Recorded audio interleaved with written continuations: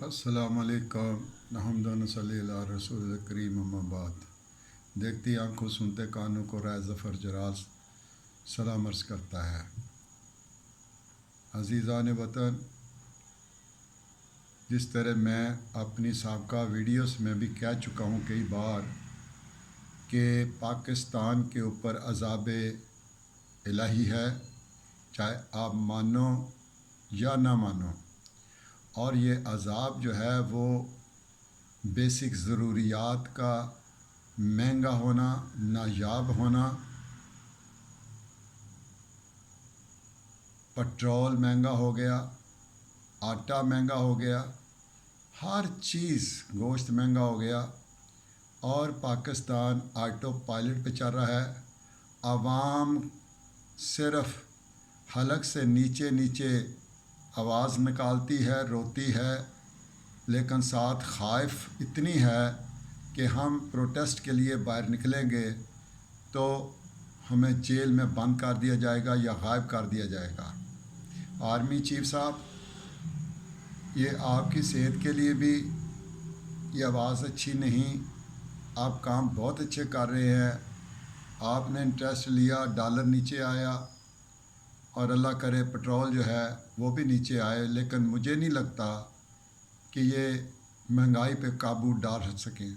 اگر ان کی نیت ہو، دیکھو اپنے مخالفین کو پکڑوانے کے لیے یہی ہماری پولیس ہے جو 24 گھنٹے بھی نہیں لگاتی، اوپر سے جب آرڈر آتا ہے تو 2 گھنٹے کے اندر اندر مجرم کو یا ملزم کو پکڑ لیتی ہے۔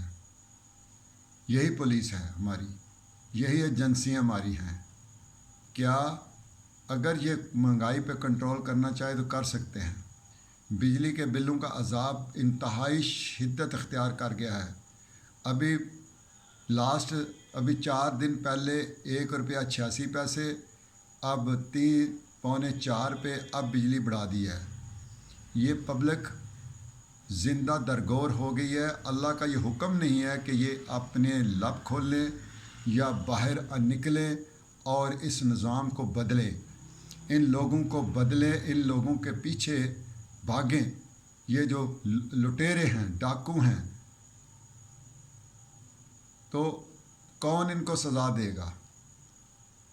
بات یہ ہے کہ یہ پھر یہ آ رہے ہیں، الیکشن میں آ رہے ہیں، آپ کو لالی پاپ دیں گے اور یہ کہیں گے، ایک کہے گا میں 200 روپے لیٹر پٹرول کر دوں گا، میں فلاں چیز اتنی کم کر دوں گا۔ یہ دھوکہ دینے والے لوگ ہیں، ان کے دھوکے میں آ جانا ہے، کیونکہ آپ ایک تو مذہبی فرقوں میں 73 فرقوں میں بٹے ہوئے ہیں، اور اس کے بعد یہ تو جو سیاسی پارٹیوں میں آپ بڑھ چکے ہیں، جو پٹے آپ کے گلوں میں ڈال دیتے ہیں، ٹھیک ہے، پٹا جانتے ہو کس کے گلے میں پڑتا ہے، تو یہ یہاں پٹائزم جو ہے وہ آپ کو آگے پیچھے نہیں جانے دیتا، اور آپ اس وفاداری میں ہی نعرے لگاتے رہتے ہیں، چاہے آپ کا لیڈر کتنا بھی کرپٹ کیوں نہ ہو۔ عدالتوں کی حالت بہت برا ہے، ججز فیصلہ نہیں کرتے، معمولی کیسوں کا فیصلہ نہیں کرتے، جج کو پتہ ہوتا ہے۔ تو میں خود سفر بھی کر رہا ہوں عدالتوں میں جا کے، کوئی بھی اس ملک کا پانی کیا ہے، اسمبلی کا پانی جو ہے وہ بھی کرپٹ ہے، اس کی جب انویسٹیگیشن ہوئی وہ بھی کرپٹ ہے۔ اسمبلی ممبروں کا کھانا 5 سے 10 روپے میں بٹیرے کھاتے ہیں، حلوے مانڈے کھاتے ہیں، پیزے کھاتے ہیں، وہاں پہ بکرے کا گوشت کھاتے ہیں۔ اب بکرے کا گوشت جو ہے وہ 3000 کو چھو رہا ہے۔ وہ تو ہم مسلمان ہیں، ہمیں پہ جو گوشت حلال ہے وہی ختم ہو گیا، وہی نہیں کھا سکتے، مرغی کا گوشت نہیں کھا سکتے۔ ٹی وی پہ اتنا ہائی ریٹ آتا ہے کہ مارکیٹ میں وہ ریٹ کم ہوتا ہے۔ یہ تو آپ کا انالیسس ہے، یہ گورنمنٹ کے جو بیٹھے ہوئے ہیں ان کا انالیسس کیا ہے؟ جو اب میں دیکھ رہا ہوں ٹی وی پہ جو آتے تھے نا، ہر وقت اپنے لیڈروں کو جس سے لفافی والے، اب وہ تھوڑا غائب ہو گئے ہیں، ان کو چوغا کم پڑ رہا ہے، وہ نظر نہیں آ رہے۔ ٹی وی پروگرام دیکھنے کو جی نہیں چاہتا، ہر وقت خبریں، ہر وقت غیبت، بخیلی، سب کچھ ہو رہا ہے۔ یہ ادارے بالکل کام چھوڑ دیے ہیں۔ میں قسم کھاتا ہوں رب کعبہ کی، ہمارے کیس عدالتوں میں نہیں جا سکتے 95% کیس نہیں جائیں گے اگر ہماری پولیس ایمانداری سے اور دلچسپی لے اور وہ اپنے تھانے کے اندر ہی فیصلے کریں. لیکن وہاں پہ ریٹ فکس ہیں. ہر FIR درج کرانی ہے تو اس کا ریٹ ہے. وہ کہتے ہیں جی اس کے بغیر تو FIR درج ہی نہیں ہوتی. تو اللہ حافظ اس ملک کا بھی. اگر ان کے پاس میرے جیسا 70 سالہ بوڑھا بھی چلا جائے تو چاہے وہ SHO ہو, چاہے وہ سپاہی ہو یا SHO ہو یا DSP ہو یا DPO ہو, لیکن وہ احترام نہیں کرتے, وہ عزت نہیں دیتے ایک اولڈ سٹیزن کو. یہ تو حالت ہے ہمارے ملک کی. جب کہ میرا نبی ایک سفید بال کے لیے اپنے کھڑے ہو جاتے تھے اس بندے کے احترام میں کہ اس کے داڑھی کے اندر ایک سفید بال آ گیا. یہاں تو ہماری تو ساری داڑھی سفید ہے. یہاں تو ڈر لگتا ہے, خدا کی قسم, پولیس کے تھانے کے اندر جانے کے لیے بندہ ڈرتا ہے. یا تو آپ کا کوئی ریلیٹیو ہو جو آپ کو جانتا ہو بڑے اچھے طریقے سے, تو یا آپ کے پاس نوٹوں کی گدیاں ہوں تو پھر آپ کو وہ چائے بھی پلائیں گے, پھر بسکٹ بھی کھلائیں گے, پھر ڈرائی فروٹ بھی کھلائیں گے. یہ ساری چیزیں میں فیس کر چکا ہوں. اسی کے ساتھ یہ عذاب ہے آپ کو, آپ کی زبانوں کو گنگ کر دیا گیا اللہ سبحانہ تعالیٰ کی طرف سے. آپ باہر بھی نہیں نکلتے, آپ کچھ نہیں کرتے. ٹھیک ہے, چوری اور کریں, امیر لوگ چوری کرے اور بل غریب لوگوں کو پڑے. لوگ کس طرح ہیں. کل مسجد کے باہر ایک عورت بیٹھی ہوئی تھی جو کہتی ہے میرا میٹر کٹ جائے گا, میرے پاس پیسے نہیں ہیں. ایک معزز خاتون تھی, وہ بیچاری بیٹھی تھی کہ گھر کا کرایہ دے یا بجلی کے بل دے.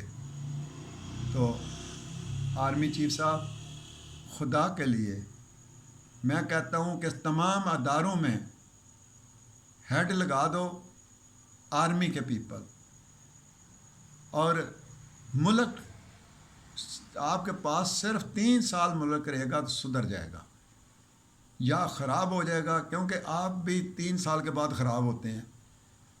جب یہ آپ جاتے ہیں نا ان بڑے بڑے گھروں میں, لیڈروں کے گھروں میں, ان کے باتھ روم میں جب دیکھتے ہیں کہ سونے کی ٹوٹیاں لگی ہوئی ہے اور وہ مختلف پریاں رکھی ہوئی ہیں, وہ جب وہ سامنے آتی ہیں, وہ جلوے آتے ہیں, وہ نوٹ دیکھتے ہیں, آپ بھی 3 سال کے بعد جو ہے وہ آپ بھی ختم ہو جاتے ہیں. تو اس کے بعد پھر چل ہو جاتا ہے. پتہ نہیں یہ ملک تو مجھے اللہ ہی بچا رہا ہے یہ, لیکن اس کی اصلاح کے لیے کوئی نہیں ہے. میرا ایک ہی مطالبہ ہے, عوام تم بھی سن لو, سیاستدانوں تم بھی سن لو. اگر مسلمان ہو, آرمی چیف صاحب آپ حافظ قرآن ہیں, اس میں صرف نظام بدلو, قرآن کو لے کے آؤ. بھٹو کے 1973 کے آئین کو ختم کرو. قرآن میں جو سزا ہے اس کو کوئی نہیں بدل سکتا. چور کے ہاتھ کاٹے جائیں گے, صرف ایک کے ہاتھ کاٹے جائیں گے, باقی سب ٹھیک ہو جائیں گے. کیا چائنا اگر پھانسی دے سکتا ہے کرپشن پہ, تو ہم مسلمانوں کا تو حکم ہے, قرآن دیتا ہے, اللہ کا رسول دیتا ہے کہ سود نہ کھاؤ, سود نہ لو, پھر بھی سود کی طرف جا رہے ہیں. یہ سود کھا کھا کے یہ علماء دین کو جو تنخواہیں دی جاتی ہیں وہ بھی سود کی ہوتی ہیں, اور اسکول ٹیچروں کو اور جو تنخواہیں دی جاتی ہیں وہ بھی IMF کے سود سے دی جاتی ہیں. تمام آرمی کو سود کے پیسے دی جاتی ہیں. اس لیے ہمارا بلڈ اب گناہوں سے پلیت ہو چکا, سود سے پلیت ہو چکا ہے. تو اس سے قوم ساری معافی مانگے اور ورلڈ بینک سے قرض نہ لے تو وہ زیادہ بہتر ہے. جس طرح ڈاکٹر اسرار صاحب نے کہا تھا کہ ہمارے F-16 امریکہ نے, ہم نے ان کو پیمنٹ بھی کر دی تھی, اور اس کے بعد انہوں نے کہا جی ہمارے سینٹ نے یہ بل پاس نہیں کیا, وہ ہمارے پیسے بھی کھا گئے, بلکہ ان جہازوں کا اس دوران کا کرایہ انہوں نے بھی لے لیا.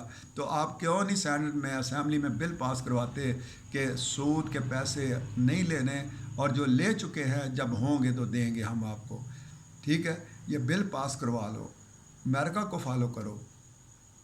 سمجھا کہ نہیں بھی ہے, اور اس لعنت سے ہٹ جاؤ. قرآن کو اپنا آئین بناؤ. اگر تم مسلمان کا منافق ہو, تمام سیاسی جماعتوں کو, جماعت اسلامی کو, طریقے لبیک کو, جو بھی ہے, میں سب کو کہتا ہوں جو قرآن کو اپنا کانسٹیٹیوشن نہیں مانتا, نہیں لانے کا وعدہ کرتا, ہاں ہمارے ساتھ نہ بجلی کے بلوں کا وعدہ کرو کہ بجلی اتنے ریٹ کم آ جائیں گے, پٹرول اتنا کم آ جائے گا. میں چاہتا ہوں صرف قرآن کو لے کے آؤ. اسی کے ساتھ چاہتا ہوں. اللہ حافظ.